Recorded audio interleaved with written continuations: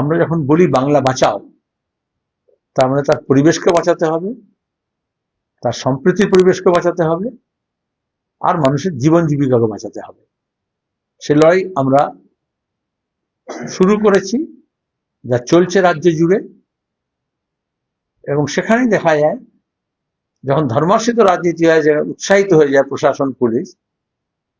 আজকে যখন যুব সংগঠন মুর্শিদাবাদে ওয়াকফ আইনকে যেভাবে পেছনে যদি লাগু করার চেষ্টা করা হলো, ওয়াকফ সম্পত্তিকে বরবাদ করার জন্য, ওবিসি এ কে যেভাবে সর্বনাশ করা হলো, তার প্রতিবাদে এবং আরো অন্যান্য দাবি নিয়ে, কাজের প্রশ্ন, কাজের অধিকার, পরিযায়ী শ্রমিকদের সমস্যা নিয়ে মুর্শিদাবাদে যখন ডিএম অফিসার অভিযান করেছে, তখন ডিওএফআই এর প্রেসিডেন্ট এবং সেক্রেটারি ধ্রুবজ্যোতি সাহা, ওই জেলারই, এবং অয়নাংশ সরকার, তাকে পুলিশ গ্রেফতার করেছে অন্যান্যদের সঙ্গে।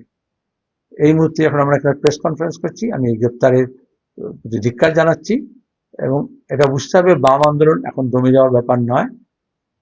তারা বহরমপুর থানাকে ঘিরেছে সেই যুবরাই নিঃশর্ত মুক্তির দাবিতে।